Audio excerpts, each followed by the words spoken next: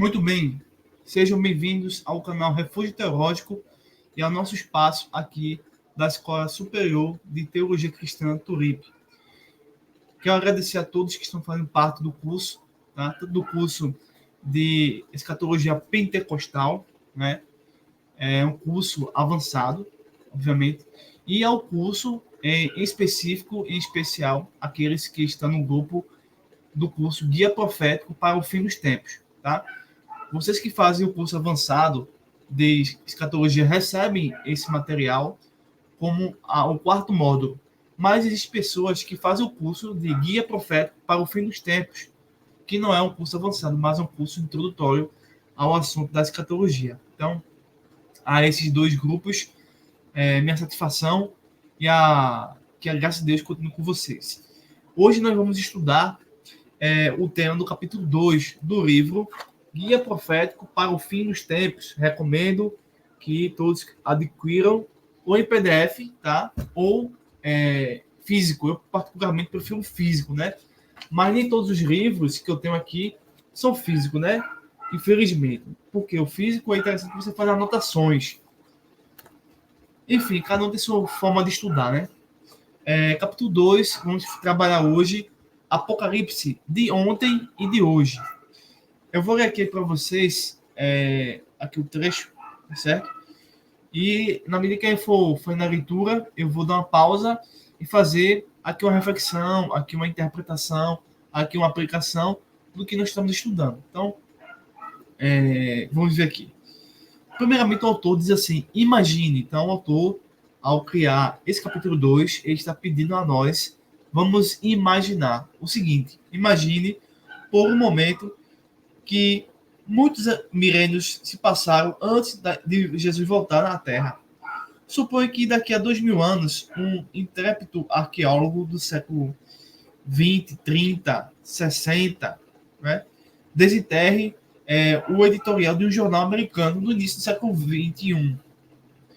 Tendo em vista que a forma atual de escrever em inglês deixou de ser usada, né, porque isso é muito tempo depois, o arqueólogo terá de esperar muitos meses para que um especialista em textos antigos decodifique as palavras desbotadas. No entanto, o arqueólogo pode fazer algumas observações preliminares, com base em uma parte quase sem palavra do jornal, que foi preservado em perfeito estado, as charges políticas. Preste bem atenção, tá bom? Com base nas charges políticas, o que esse arqueólogo pode concluir sobre os Estados Unidos da América do século XXI. Então, estamos imaginando uma hipótese de um jornal ter uma forma de escrever, e nessa forma de escrever foi observado pelo arqueólogo sem que ele necessitasse, de antemão, a princípio, de um especialista para decodificar essas palavras. E essa forma de escrever é uma chave política. Então, por meio dessa forma de escrever, o que nós podemos compreender sobre os Estados Unidos? É possível que o arqueólogo soubesse algo das representações tradicionais da política americana. E, em caso afirmativo, ele vê o significado por trás dos burros e elefantes, as caricaturas presidenciais e os desenhos dos monumentos nacionais. Porém, se ele não estiver familiarizado com o estilo da comunicação que conhecemos como charge, e se, por exemplo, as futuras gerações tiverem perdido o conhecimento que os burros e os elefantes outrora simbolizavam os partidos democráticos e republicanos. Então, o que acontece aqui? É o seguinte, comunicação. Então, o autor aqui está introduzindo o problema, né, a necessidade de ter e conhecer e saber adquirir uma boa comunicação, não somente em jornais, em revistas, em periódicos, em artigos, em livros, mas principalmente na Bíblia, em especial aqui o Apocalipse. Por quê? Porque a comunicação, de forma geral, seja aqui no Brasil, na América, na Europa, na China, em qualquer país, ela possui estilos, ela possui semântica, ela possui formas variadas que é necessário entender bem. Existe o conteúdo, existe a forma das palavras, então tudo isso é necessário para compreender um texto, uma afirmação, né? Tudo isso para não incorrer em erros. Então, mas infelizmente, nós, por sermos limitados, sermos pó da Terra, acabamos criando mais teorias do que uma boa interpretação. Então, a gente começa a perder os sentidos, os significados, outros a gente conserva.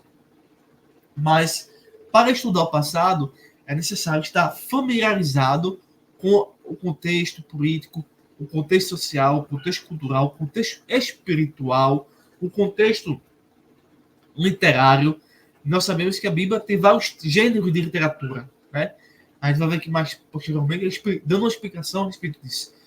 Então, no que diz respeito ao plano profético, a esse estudo sobre o fim dos tempos, a escatologia, a maioria das seitas ou religiões que nós vimos anteriormente na última aula, elas criam teorias que não têm conexão com os textos bíblicos.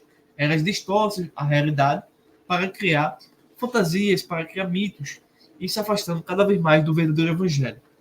Então, para que isso não aconteça, a gente precisa mergulhar, possuir raízes profundas no que diz respeito ao estudo de uma determinada área. E nesse caso aqui, a escatologia, ok? Bem, continuando aqui a leitura, se o arqueólogo ler essas charges políticas com literarismo rígido, ele pode acabar escrevendo artigos para revistas populares sobre como os burros e os elefantes antigamente governavam os Estados Unidos. Ou seja, dependendo da sua visão, as pessoas, existe um ditado aqui no Brasil, não sei se em outros estados tem isso, aqui no Brasil, mas aqui em Pernambuco tem um ditado assim: cada cabeça um mundo. Não sei aí na sua região, no seu bairro, né, tem essa expressão. Então, como foi o seguinte: cada pessoa pensa do jeito que quer, da forma que quer, como quer, entendeu? Então, não adianta estabelecer um pensamento único, uma realidade única. Cada cabeça é um mundo. É difícil de lidar com pessoas. Então, do mesmo modo, se é difícil lidar com pessoas, imagina a comunicação. Imagina você pegar um texto em grego, um texto hebraico, aramaico, latino, e traduzir isso, e compreender isso.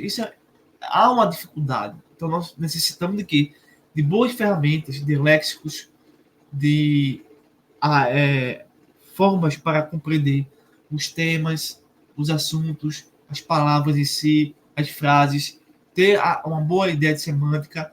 Tudo isso exige de nós um grande esforço para a gente não criar teorias que não têm sentido nenhum, né?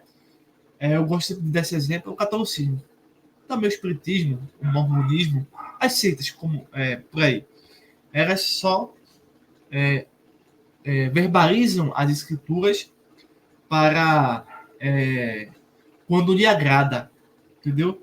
Ou para distorcer mesmo, tá entendendo? Então, o catolicismo é um bom exemplo disso, de pegar textos bíblicos e quando pega, né? E distorce ao bel prazer. Aqui na página 24, o autor vai dizer assim: ele pode concluir falando sobre o arqueólogo, tá? Dentro daquela hipótese de imagine que um arqueólogo encontra determinado vestígios e quer estudar aquele passado e tudo mais, né?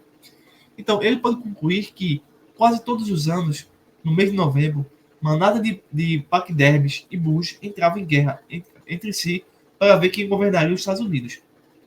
Os cientistas proporiam teorias elaboradas para explicar como essas criaturas podiam raciocinar, debater, fazer campanhas e governar uma nação.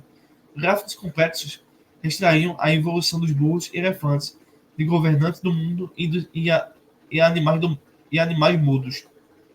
Contudo, todas essas teorias estariam totalmente equivocadas, porque esses cientistas e arqueólogos eram desconhecedores dos sinais, símbolos e estilos que caracterizavam as charges americanas do século XXI. Eles teriam interpretado erroneamente essas opiniões políticas, porque não saberiam como essas palavras, como essas páginas e também, abre aspas, palavras, eram lidas na época que foram escritas. Então, é muito sério esse assunto. Por mais que nós venhamos ter um amadurecimento em uma determinada área da vida, muitas das vezes, dependendo do contexto, obviamente, a gente erra bastante e acabamos criando falsas interpretações que não tem nada a ver com o que aconteceu na época. Né? Um exemplo disso é as pessoas que seguem religiões.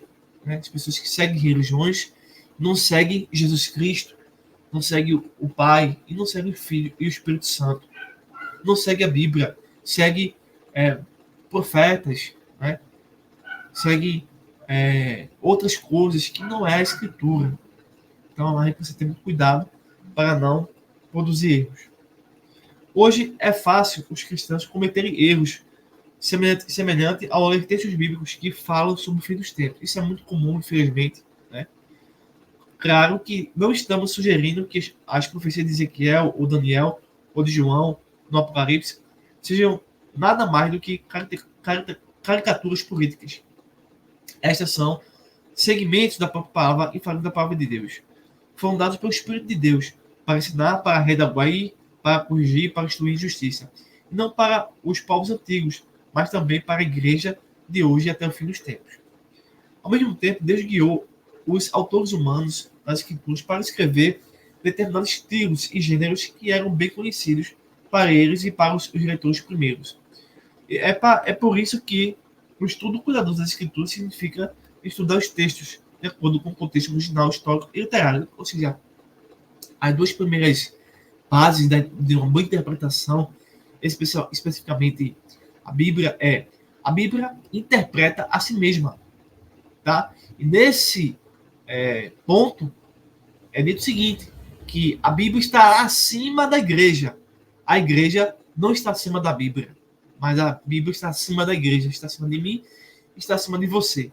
Segundo, necessário entender o papel do escritor e o papel das pessoas que receberam aquela carta, aquela epístola, aquele livro, para depois daí ter um bom aparato de interpretação, conseguir fazer a sua pregação, o seu sermão, a sua aplicação do texto, seja ele profético, seja ele messiânico, seja ele poético, seja ele sapiencial. Aqui ainda, no outro tópico, diz assim, como os cristãos têm interpretado a Bíblia. Vocês que fazem parte da escola dominical, perguntem ou procurem conhecer como as pessoas da sua comunidade cristã interpretam a Bíblia. Muitos interpretam a Bíblia por meio da televisão. Aí diz assim, caiu um meteoro, houve inundação, caiu barreira, houve terremoto, né? Vulcões entraram em erupção, as placas tectônicas produziram maremoto, enfim. As pessoas vão interpretando as guerras, né? Vão interpretando tudo isso por meio da televisão, por meio do rádio. Outros interpretam a Bíblia por meio do professor, por meio do pastor, do reverendo. Outros interpretam a Bíblia por meio do achismo, outros por meio do seu aspecto experiencial, né? Outros por meio da via intelectual, mas todas as pessoas, na maioria das vezes, né, se esquecem de interpretar as escrituras por meio de Jesus Cristo, por meio do Pai e por meio do Espírito Santo. Né? E a gente vai ver aqui o seguinte, como encontrar o significado original do texto é que os professores cristãos, ao longo da história da igreja, têm feito quando exortam os estudantes a procurar o sensu liberti, ou seja, o sentido literal do texto bíblico. Quanto mais cristãos mencionavam o sentido literal, eles não queriam dizer no erro texto com o literalismo rígido, recorrendo à interpretação simbólica apenas quando todas as outras possibilidades se esgotavam. Ou seja, nós temos aqui no canal, se não me engano, alguns estudos de hermenêutica, de interpretação bíblica. Eu vou até procurar e depois, dependendo do grupo, eu vou atualizar e melhorar o conteúdo. Mas na interpretação, quando a gente vai estudar a Bíblia, nós precisamos entender que existe o próprio texto bíblico já nos diz, aqui é literal, aqui é simbólico, aqui é figurativo, aqui é físico, aqui é espiritual, né? Aqui é metafórico. O texto bíblico vai dizer, não é nós que vamos dizer, é o texto bíblico que diz, tá? O que queriam dizer era interpretar o texto dentro do estilo literário e do contexto histórico em que o texto foi escrito originalmente. Em muitos casos, interpretado de acordo com o sentido literal. Requer reconhecer símbolos de tipologia no texto bíblico. Um exemplo disso, algumas pessoas, há um certo tempo atrás, estavam interpretando a Bíblia no sentido literal, científico, né, de que a Terra é plana.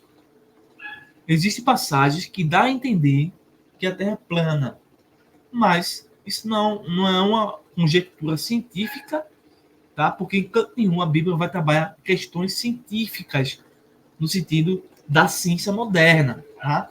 É possível que aquela ciência que estavam falando sobre uma Terra plana era do ponto de vista da sua finitude, dependendo do texto, tá? Nós vamos entrar nesse mérito, mas apenas para dar um exemplo de como as pessoas interpretam um aspecto figurativo com um aspecto científico, nem literal é. Então, há uma confusão nisso tudo. Então, a gente precisa ter realmente respeito pelas escrituras e não abraçar teorias que não fazem sentido. Infelizmente, eu estava fazendo até um curso de mestrado em teologia, e um dos motivos por eu sair desse mestrado em teologia foi que dentro do seminário onde eu estava fazendo parte, né, o seminário reformado e pentecostal, estava dizendo o seguinte, que havia anjos que deixou ossadas de gigantes na terra, né? Que esse grupo, esse seminário evangélico, dizia que os anjos tiveram relações com mulheres e tiveram gigantes, né? E eles mostravam, na questão do Gênesis, nesse estudo, que os anjos, né, se tiveram relações com as mulheres e tiveram esses homens de má fama. E encontraram registros fósseis. Veja o absurdo. Tudo bem, passou-se isso. Depois houve uma situação pior ainda. Foi alguns vídeos do próprio mestrado, gente. Mestrado em teologia não é isso. Que absurdo, que nível. A gente precisa realmente se apegar à escritura para a gente não ficar perdido. É, de fato, o fim dos tempos. E o último motivo que eu comecei a realmente sair desse ambiente, desse seminário, foi que o próprio professor meio que apoiou a teoria de que a Terra é plana, não desqualificando nenhum deles, mas é absurdo. O mestrado de teologia fica acreditando em Terra plana, acreditando que anjos têm relações sexuais com mulheres. É absurdo isso. Porque não conseguem interpretar de acordo com o sentido literal, sentido simbólico, da tipologia bíblica. Entendeu? Então, muito cuidado com os seminários, com as faculdades, e por aí. Graças a Deus, nós somos um canal, somos uma escola de teologia superior que se preza pela escritura, certo? Então, sejam bem-vindos ao nosso canal, continue nos ajudando em oração, né? Compartilhando os vídeos, para que mais pessoas consigam adquirir esse conhecimento. Então, nossos vídeos são abertos a todos, tá? Para que todos possam sentir o conteúdo, né? E assim ter gosto pelo nosso seminário, né?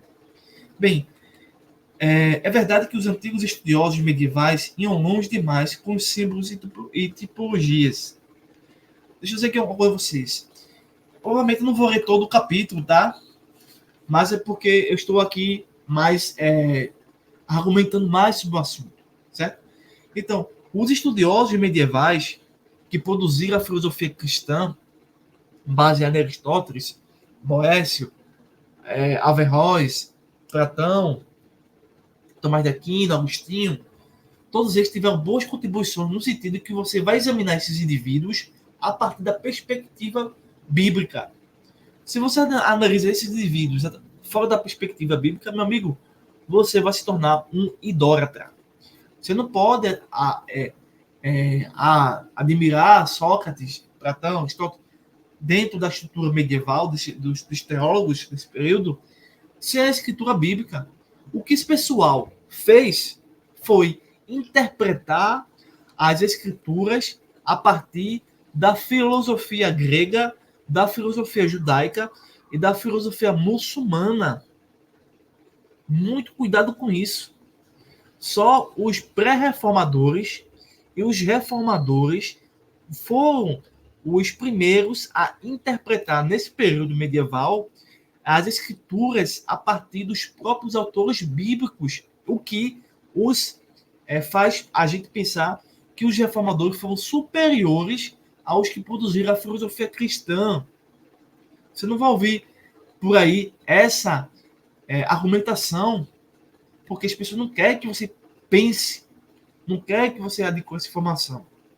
Então, esses estudiosos medievais, por abraçarem a filosofia grega e se esquecerem dos princípios bíblicos básicos, né, começaram a criar toda uma justificativa para, por exemplo, a doutrina do catolicismo. Você vê que a doutrina do catolicismo ela não é baseada na Bíblia. Ela é baseada em Aristóteles, ela é baseada em Platão, ela é baseada em filosofia. E essas filosofias a Bíblia condena. Mas, a partir do momento que nós, dentro da esfera bíblica, conseguimos analisar Aristóteles, Platão, Agostinho, Tomás de Aquino, e fazer uma filtragem usando a escritura, aí tudo bem. Nota 10 para você. Sem isso, esses antigos estudiosos de nada valem. Eles apenas conseguiram justificar a existência de Deus, comprovar a existência de Deus, porém não viveram a palavra de Deus, o que é muito melhor e superior a isso. Somente os reformadores, por meio dos 5 lemas da reforma, conseguiram trazer isso para nós. Tá? Então, por exemplo, alguns antigos estudiosos situados por perto da Alexandria, Egito, alegavam que os textos bíblicos operavam em 3 níveis: literal, moral e alegórico. No século IV, outros intérpretes estavam encontrando significados tropológicos e celestiais nas escrituras, além de significados literais e morais. Na Idade Média, muitos intérpretes mal olhavam para o sentido literal do texto. Ou seja, com o passar do tempo, as pessoas deixaram de estudar a Bíblia e começaram a ouvir pessoas, a ouvir vozes do passado. Não que isso seja errado a princípio, mas a gente precisa o quê? Examinar tudo e reter o bem. Certo? Então, de alguma forma, os espíritos do mal conseguiram colocar na mente das pessoas o afastamento do sentido literal do texto. Então, aqui voltando ao texto, a leitura, diz assim: no entanto, nem sempre foi assim. Certo teólogo medieval sabiamente destacou, tendo em vista que o sentido literal é o que pretende o autor, e já que o autor das Sagradas Escrituras é Deus, que compreende tudo imediatamente, não é compatível, como diz Agostinho, que haja muitos significados, até mesmo no sentido literal de determinada passagem das Escrituras. Em outras palavras, o sentido literal do texto bíblico ou literário do texto não exclui interpretações simbólicas e tipológicas, mas se você parte da ideia apenas simbólica, se você vai interpretar tudo no simbolismo, você vai excluir o aspecto literal. Mas o aspecto literal não exclui o aspecto simbólico e tipológico, porque as escrituras nos dizem isso. Na verdade, é bastante óbvio que Pedro e Paulo, o autor de Hebreus, viram certas partes do Antigo Testamento como símbolos tipológicos da realidade do Novo Testamento. O sentido literal começa com o estudo histórico gramatical do texto. Ou seja, Você pega uma seita, você pega uma pregação, você escuta um sermão, você escuta aqui o nosso estudo, tá? Mas você vai examinar. Você não pode simplesmente, porque é Firmino, Firmino tem doutorado, Firmino tem mestrado. Não, isso não é nada. O que importa é se nós, você e eu, estamos de acordo com o sentido literal do estudo histórico gramatical do texto. Em outras palavras, se nós estamos seguindo o que a Bíblia diz. Então, mas tal estudo pode revelar que o texto tinha a propósito de ser entendido de modo tipológico ou simbólico, a partir do sentido literal, ok? No século XVI, o pastor chamado Martinho Lutero, que foi, na verdade, um padre, né? Um padre, ele botou aqui um pastor, mas é um padre, conclamou os cristãos a recuperar o foco no sentido literal ao lerem as escrituras. Nessa época, era proibido a divulgação, a pregação, a leitura, o estudo da Bíblia. Então, não somente foi apenas mostrar ao público que eles pudessem estudar no sentido literal, mas fornecer a eles a Bíblia, algo que estava quase sendo esquecido por todos, né?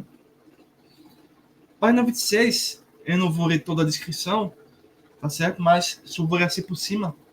Em página 27, ele vai trazer aqui um quadro. Deixa eu colocar aqui, baixei com o PDF, fica melhor. Deixa eu baixar aqui, página 26. Deixa eu ampliar aqui. Deixa eu aumentar aqui a velocidade. Deixa eu ver se consigo. 26.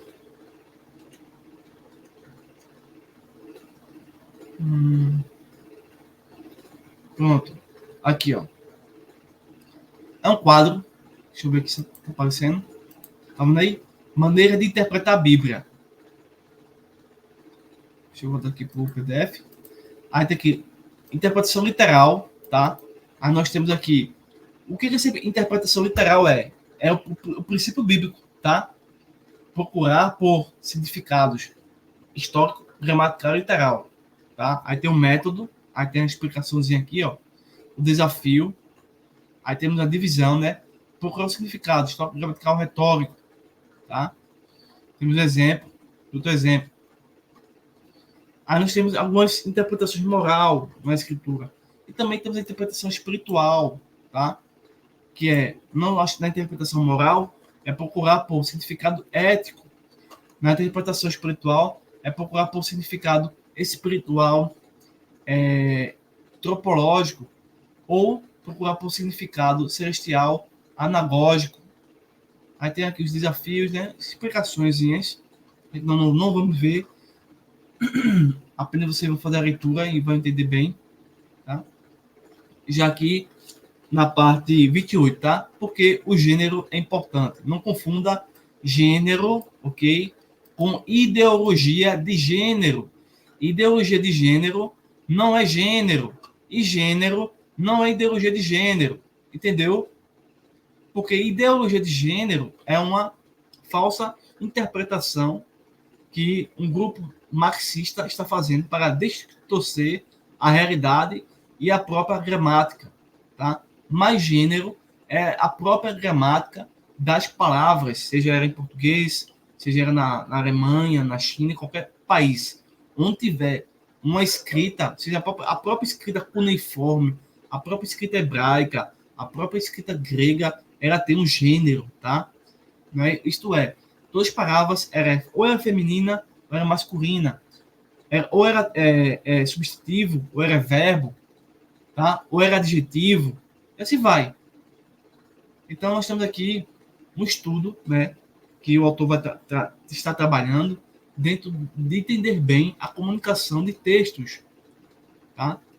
Então, aqui o autor vai falar sobre a questão do gênero, porque é importante a gente se preocupar com o conceito correto da palavra. Por exemplo, o conceito batismo.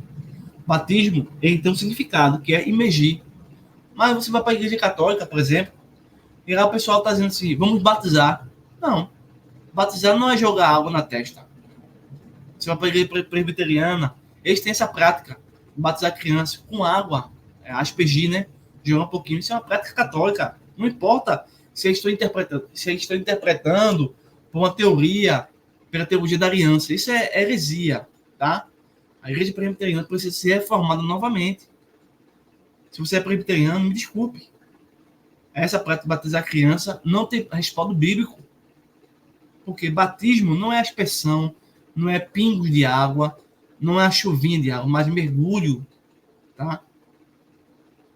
Enfim, outras assim, o que toda essa conversa sobre estilo de gênero literal tem a ver com o fim dos tempos? Tudo.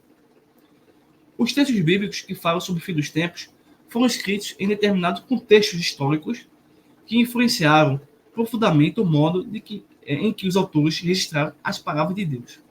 Muitos desses textos sobre o fim dos tempos vieram de ambientes literários que tinham suas próprias e exclusivas expectativas de como os leitores entenderiam as mensagens e padrões do livro. Talvez, mais importante de tudo, se as escrituras surgiram porque os homens santos de Deus falaram, inspirados pelo Espírito Santo.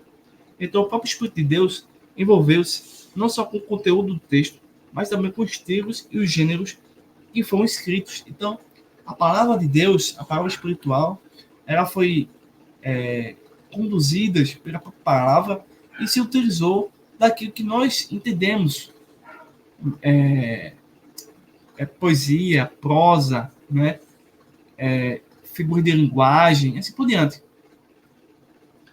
Então, interpretar esses textos sem conhecer o contexto original e estilo literário é arriscar a não perceber o sentido exato, algo muito parecido com o nosso futuro arqueólogo imaginário, que poderia interpretar erradamente uma chave política do século XXI e concluir que uma eleição americana ferozmente contestada era, na verdade, uma batalha entre dois grupos de mamíferos. A menos que você tenha em mente que gênero de literatura está lendo, é fácil interpretar equivocadamente e até mesmo ensinar facilmente o conteúdo da palavra de Deus. Então, venhamos aí, de fato, compreender bem todo esse assunto. Então, o que torna os textos apocalípticos diferentes? Por que os textos apocalípticos são tão diferentes em termos de gênero? Por quê? Mesmo que você não saiba muito sobre a Bíblia, uma coisa torna-se evidente quando você a lê. Por exemplo, o livro do Apocalipse e os últimos capítulos de Daniel. Eles são muito diferentes dos outros textos da Bíblia.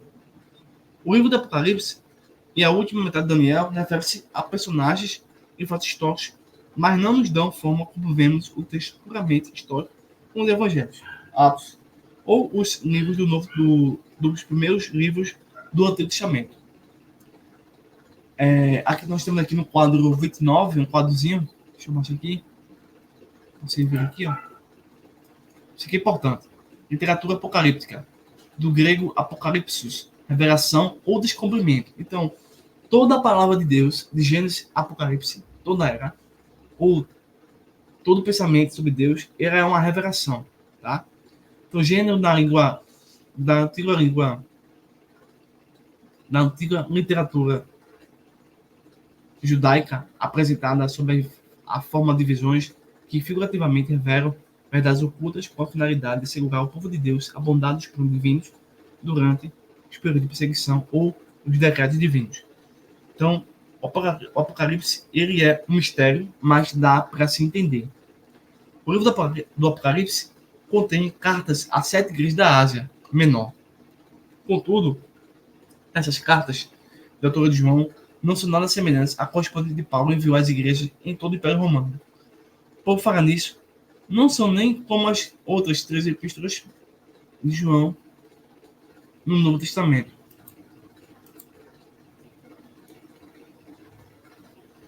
O profeta Daniel e o revelador João descreveram sonhos e visões. No entanto, ao contrário dos sonhos que José, no livro do Gênesis, as explicações dessas visões vão muito além do destino pessoal do indivíduo, inclui acontecimentos políticos e até profecia da ressurreição final. Muitas vezes, esses textos soam completamente estranhos. De fato, não é simples, também não é difícil estudar a Bíblia e entender os textos. Isso a gente percebe bem, dependendo do nosso nível de entendimento. Buscar a pessoa ter um nível de entendimento. Então, João come um pergaminho e termina com uma indigestão. E Daniel vê um leopardo voador que sai do mar e um bode com chifres que flutua ao redor da terra. Todas essas experiências ficam fora dos limites habituais do normal, mesmo pelos padrões bíblicos. Por que esses livros são tão diferentes dos textos bíblicos? Por que eles são diferentes? Primeiro, em parte que é porque seus autores variaram-se do antigo gênero literário conhecido por apocalíptico. Então, apocalíptico é um gênero literário. Mas a palavra apocalipse vem do grego apocalipsis, que significa descoberta, revelação. Termo que também é a primeira palavra do grego do livro Apocalipse, ou revelação. Os antigos escritos apocalípticos eram cheios de visões, que revelavam as verdades ocultas em linguagem figurativa com a finalidade de celebrar ao povo perseguido a bondade dos caminhos de Deus.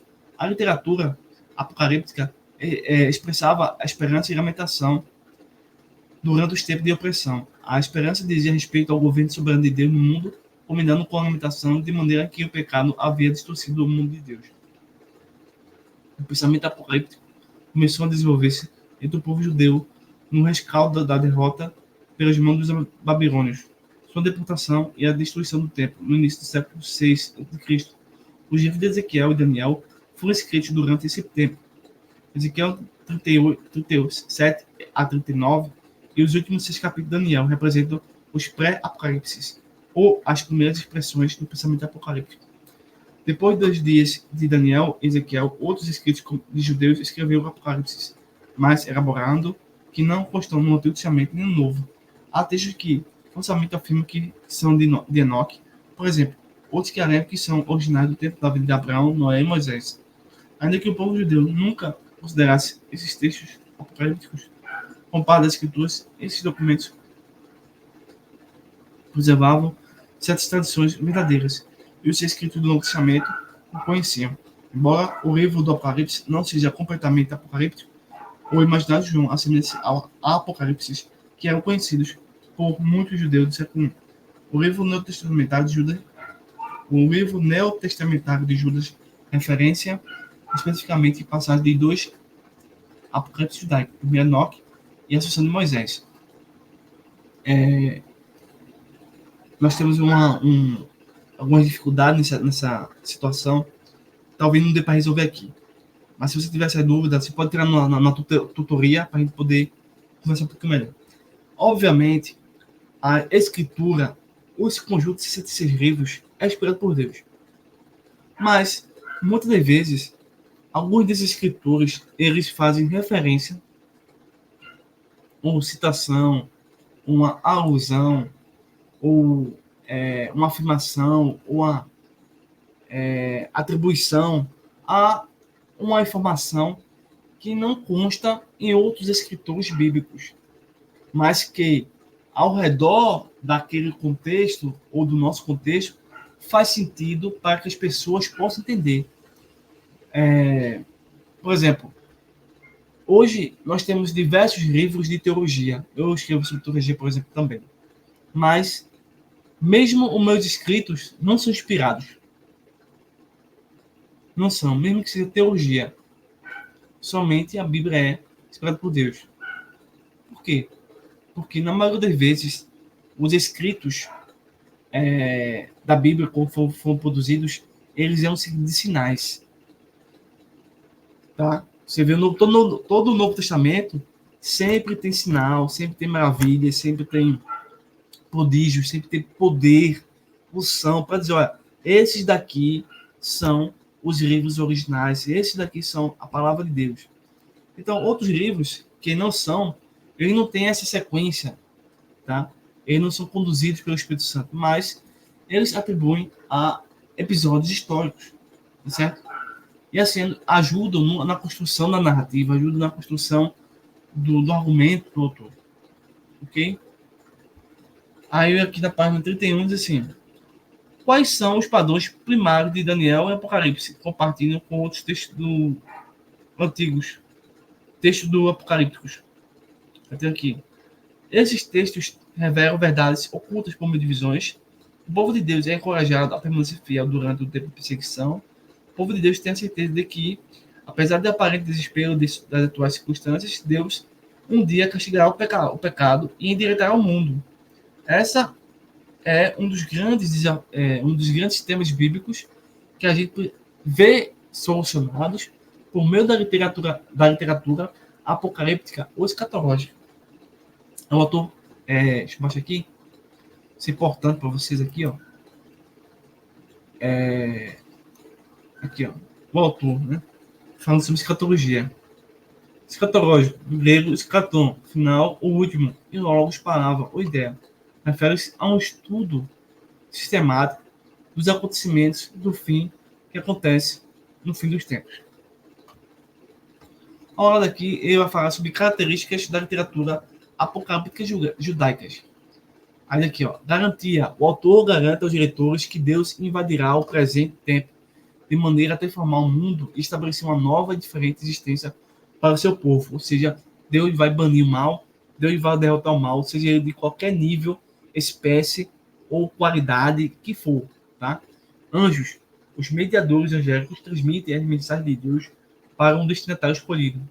Viagem, o destinatário humano viaja para o reino celestial. Visões altamente simbólicas e figurativas descrevem realidades espirituais presentes e intervenções divinas futuras. Avisos, o povo de Deus é avisado sobre a vinda e angústia e provações. Encorajamento, os fiéis perseguidos são encorajados a perseverar, sabendo que Deus estará trabalhando nas realidades invisíveis presentes e que Deus intervirá no futuro. Julgamento final. Uma ou mais partes do texto incluem uma visão de julgamento final. Aí mais adiante, o autor vai trazer outros quadros, né, sobre o desenvolvimento da literatura apocalíptica. Nós temos aqui os escritos. Aí vai falar sobre os escritos pré-apocalípticos, tá? Em especial 7 a 12 de Daniel, tá? Colocando aqui datas, tá? Os primeiros escritos apocalípticos, últimos escritos apocalípticos, os últimos escritos apocalípticos cristãos. Aí temos aqui exemplos bíblicos, exemplos não bíblicos. Isso aqui, ó. Quase interessante, né? Quase finalizando aqui o nosso assunto. Eu vou ver aqui o que temos a ser mencionado aqui. Outro trabalho sobre revelação por meio de visões, conteúdo da literatura apocalíptica, ele vai trabalhar muito sobre a questão sobre isso aqui. Porque todos esses autores apocalipse não estão na Bíblia. Ele vai responder essas questões. Na página 36, encorajamento durante a perseguição em contexto da literatura apocalíptica. É como se ele estivesse falando sobre o que ele falou sobre na página 31, características da literatura judaica, né? Do Apocalipse. Aí vai falar aqui revelação por meio de visões. Aí fala aqui sobre visões. 94, que a gente acabou de citar. Contexto da literatura judaica, a perseguição foi o item, deixa eu ver aqui, item 6, tá? E a segurança da vontade de Deus, a finalidade da literatura apocalíptica seria o juízo final. Eu vou ler aqui para vocês essa última parte. A segurança da bondade de Deus, ou a soberania da bondade de Deus. Deixa eu botar aqui. Aqui, ó. A finalidade, o objetivo da literatura apocalíptica. Os escritos apocalípticos desenvolveram-se durante os períodos do exílio e perseguição. Em alguns casos, o estilo literário apocalíptico ocultava elementos da mensagem do autor que o poder político dominante percebia serem subversivos. Durante as décadas em que Daniel manteve suas visões para o seu povo, o rei Nabucodonosor da Babilônia cercou Jerusalém e fez 4 levas de judeus para o cativeiro. A primeira foi em 605, depois 597, novamente em 586, quando ele destruiu tudo judaico. E a última vez em 581 a 580 a.C. Outro profeta descreveu vividamente a opressão da cidade natal de Daniel durante esses anos. A nossa herdade passou a estranhos, em nossas casas a forasteiros. Nossa pele se enegreceu como um forno por causa do ardor da fome. Forçaram as mulheres em Sião As virgens na cidade de Judá. Os príncipes foram enforcados pelas mãos deles. As forças do inveja não foram reverenciadas. Pelo monte de Sião, que está assolado, andam as raposas. Lamentações, capítulo 5, verso 10, 11 e 12. O profeta Daniel, ao que parece, foi levado cativo em 65, depois que Nabucodonosor derrotou os egípcios na batalha de Carquemis. Ele e seus companheiros israelitas caminharam sob pesada guarda cerca de 800 quilômetros até a Babilônia. E quando ao Apocalipse do Novo Testamento, então a gente vê aqui mais um cenário que foi que aconteceu. Dentro desse cenário, houve produções inspiradas por Deus, que houve Daniel, por exemplo. Já no que se diz respeito ao Apocalipse, que está presente no Novo Testamento, o autor também assim. Em certo, João escreveu o Apocalipse durante o reinado do imperador Nabucodonosor, do imperador Nero, por volta do ano 60 ou durante os anos 90. Quando o imperador Domiciano governava o Império Romano. Não é certo a autoria do autor. A autoria do autor é João, certo? Porém, existe alguma dificuldade em entender onde vai se situar a cronologia do espaço-tempo. Se é na década de 60 ou na década de 90, em que houve 2 imperadores distintos, tá? Que governavam o Império Romano. Entendeu aí? Então, aí nós temos aqui um quadrozinho, né? Um mapa. Seja como for, a perseguição e o exílio eram ameaças definitivas para os cristãos na Ásia Menor e Roma. Esse fato está claro já nos primeiros versículos do Apocalipse. João descreveu-se como vosso irmão e companheiro na aflição, e no reino e na paciência de Jesus Cristo. Estava na ilha chamada Patmos, por causa da palavra de Deus e pelo testemunho de Jesus Cristo. Então, o Apocalipse é algo extraordinário.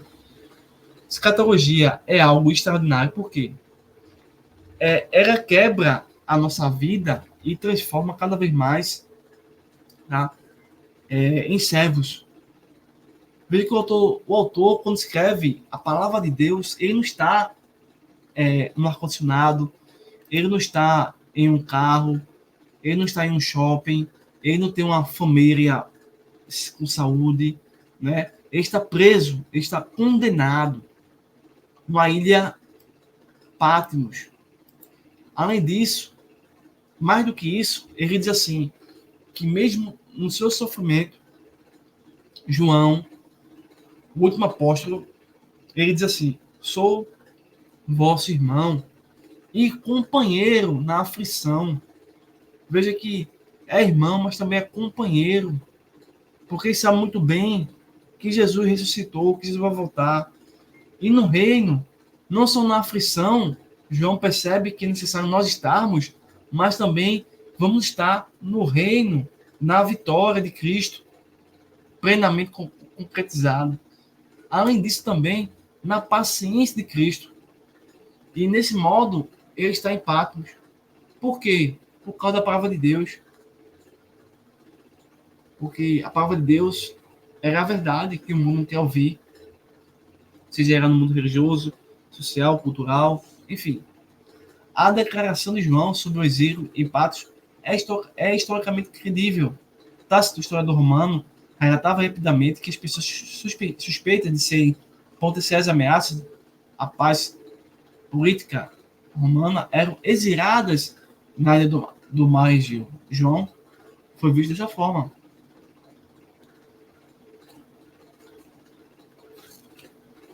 Então, meus irmãos, nós terminamos. Deixa eu informar um pouquinho para aqui. Deixa eu ver aqui. Então, quando João escreveu o Apocalipse, o Império Romano dominava o mundo. Deixa eu ver se eu cometer algum equívoco, né?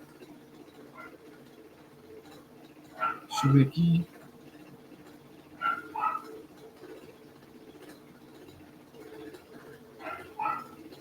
Deixa eu voltar aqui para cima. É porque eu congelamento e perseguição. Eu errei, na verdade, apenas segurança, né? Mas foi bom, foi importante eu fazer essa citação. Então, finalidade da literatura, né? Algumas pessoas vão se perguntar o seguinte: qual será a ordem precisa e a duração dos acontecimentos entre agora e o fim dos tempos? Quando os escritos apocalípticos passaram a circular, essa não era a principal pergunta que os santos faziam. O que os diretores perguntavam não era o que ou o como, mas quem. Quem é realmente que está no comando da história? Então, toda vez que nós vamos estudar escatologia, literatura apocalíptica, seja Daniel, Ezequiel, o Apocalipse de João, o que tem que vir à nossa mente é o seguinte: quem é que realmente está no comando do mundo? A gente não precisa ficar se preocupando em querer saber quem é o anticristo, né? Está reservado mais ao período da grande tribulação. Nós precisamos estudar a escritura a partir dessa perspectiva. Quem é que realmente está no comando da história do mundo? Somente isso. E a partir daí você vai fazer uma hermenêutica, você vai fazer uma exegese extremamente precisa. E é isso que os próprios autores do Apocalipse de Daniel vai trabalhar. Quando Daniel proclamou suas profecias, por exemplo, parecia que os babilônios, os medos, os persas controlavam o mundo. Ou seja, nós estamos aqui estudando escatologia e muitas das vezes a gente pensa que a esquerda, o comunismo, o catolicismo, o espiritismo, a Testemunha de Jeová, o neopentecostalismo, as seitas, né, o pecado, a depravação humana está dominando o mundo. Não, isso é uma ilusão. Para muitos israelitas, parecia que Deus não estava trabalhando para o bem do seu povo. Por intermédio das visões divinamente reveladas, Daniel deixou óbvio que o reino de Deus era um reino sempre eterno, que nunca perdeu guerra nenhuma, que todas as guerras ele vence, e que os opressores de Israel seriam um dia condenados ao desprezo eterno. Os opressores da minha e da tua vida, os opressores da igreja, os opressores que fazem o cristianismo sofrer, serão condenados a um desprezo eterno. Daniel capítulo 2, versículo 44, capítulo 4, versículo 3, versículo 34, capítulo 12, versículo 2. O que Deus proveu por meio da profecia de Daniel era uma esperança escatológica, ou seja, a garantia de que ele estava trabalhando em uma direção definitiva e que, por fim, faria todas as coisas novas, boas e certas. E assim termina esse texto dizendo o seguinte: que Deus ele não descobriu o futuro, Deus ele planejou o futuro. Ou seja, é por isso que o governo de Deus ele é sempre eterno, ele vai acabar com os opressores. Quando João escreveu o Apocalipse, o Império Romano, deixa eu baixar aqui para vocês, botando aqui, pronto. O Império Romano dominava o mundo, né? Os cristãos pareciam ter perdido suas posições, propriedades e até mesmo a vida, porque se recusavam a oferecer o sacrifício em nome do imperador. A fé judaica permaneceu legal, embora impopular, no Império Romano. Por conta disso, alguns cristãos podiam ter minimizado sua confiança em Jesus e se camuflado nas sinagogas locais. Nesse contexto, João proclamou que o verdadeiro rei do mundo não era o imperador de Roma. Jesus era o rei dos reis. O seu poder estendia-se muito além dos céus e abarcava todos os reinos da terra. Como Daniel, João ofereceu aos leitores a garantia e a esperança escatológica. Deus não só estava trabalhando durante os tempos da perseguição, mas um dia enviará seus inimigos à punição eterna, recriará o cosmos caído e enxugará toda a lágrima dos olhos das pessoas. Por meio das visões das realidades espirituais que transcendiam as circunstâncias vigentes, os escritos apocalípticos apontavam as pessoas perseguidas em direção à esperança maior do que os olhos humanos podiam ver.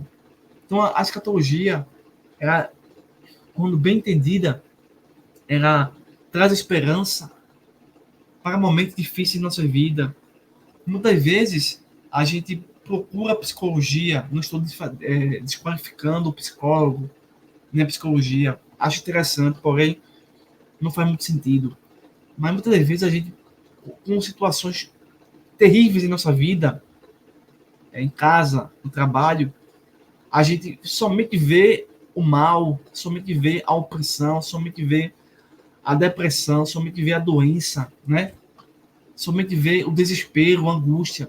Mas quando a gente compreende a escatologia, a gente vê que Deus vai enviar os inimigos à punição, vai recriar o cosmos que está infectado de pecado e pôr somente os eleitos, somente os salvos, somente os cristãos, somente as pessoas que amam a Deus no mundo. Tá? E assim o mal será destruído, o mal será quebrado de uma forma totalmente. E a vitória é do Senhor. Quero agradecer nesse momento a vocês. No próximo vídeo, na próxima aula, vamos estudar em que os cristãos concordam quando se trata sobre o fim do mundo. Um assunto muito interessante.